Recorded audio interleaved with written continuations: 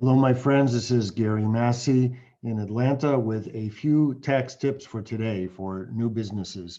This video is going to be a little different. It's short, just a couple minutes in length, and I'm going to kind of speak from the heart about some practical experiences that I have had in my 30 some odd years being a CPA, serving the public, mostly small businesses and sometimes large businesses.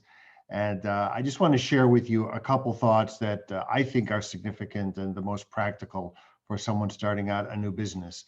Number one, what I recommend is that you stay in touch with your CPA throughout the year. A very important part of my practice is that I do just that I stay in touch with my clients all year long.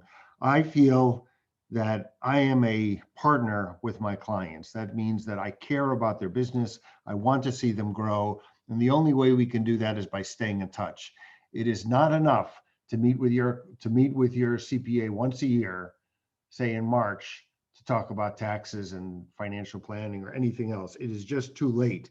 The year is over and there is almost no tax planning that you can effectively do. So speak with your accountant throughout the year. That's the type of CPA that you should be working with, someone who's around, and speak with them ideally once each quarter. Talk about tax planning, the tax return, and talk about your financial statements. Next, I want to talk about do-it-yourself tax returns. In general, I'm okay with people doing their own tax returns if they're an individual, and if that individual is an employee, what we call a W-2 employee of a business. However, if you have your own business, I really would steer you away from doing your own tax returns, especially as they get more complicated. If you have an S corporation or a partnership, or any kind of a partner situation, you have an LLC with other LLC members, don't try to do your own tax return. If you have a very small Schedule C, maybe you can do it yourself. But anything that gets a little bit more complicated, have somebody do it for you. And anyways, that's what I think. It's not worth the money that you save by doing it yourself, because if you mess up a tax return and you get audited, it's going to cost you a lot of money in the end. Next, quarterly taxes. This comes as a surprise to a lot of folks who I speak with, that they have to pay quarterly if they're not an employee. If you're an employee, you get your money taken out through payroll. But if you're not, if you have your own business, you have to pay quarterly. And if you don't do it, the IRS is going to penalize you. And I think even more importantly, if you don't pay quarterly, you're going to have a gigantic tax bill come tax season. And nobody wants that. Often it is impossible to pay, and you get into just a lot of trouble.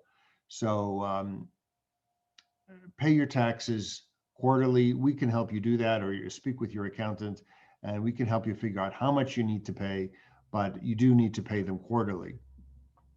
The next topic I want to talk about is do-it-yourself accounting. This is probably the most painful subject that I come across in my practice when I deal with small businesses. People either don't do accounting, or they sometimes call it bookkeeping.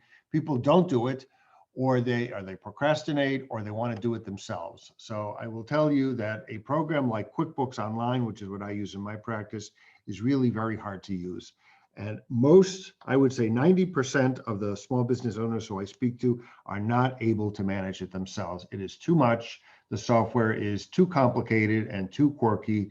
I really suggest that they hire somebody. It can be a bookkeeping firm, it can be a CPA firm, such as our firm, but have somebody help you. It is not worth it. If you procrastinate, what happens is you get your books become a total mess.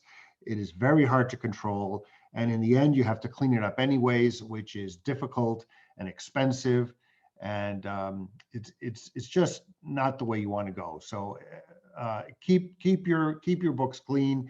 Every month they need to be reconciled to the bank, and you will be happy, and it'll be easier for you to control everything. And then the last practical point I want to mention is about structuring. Should your new business be an LLC or an S corporation? Generally speaking, I would go with the LLC. However, the advantage of the LLC is that it protects you from legal liability, but it does not save you on taxes. As your business gets a little bigger, I would switch over to the S corporation. This is a general rule, of course. We need to talk about details. But generally speaking, I would switch over to an S corporation. And the advantage there is that it will both protect you from legal liability, and it will also save you on taxes. I've had clients save about $7,000 to $10,000 per year by switching over to an S corporation. Those are my thoughts for today. You are most welcome to reach out to me, ask me any questions. My contact information is on the screen. I look forward to speaking with you next time.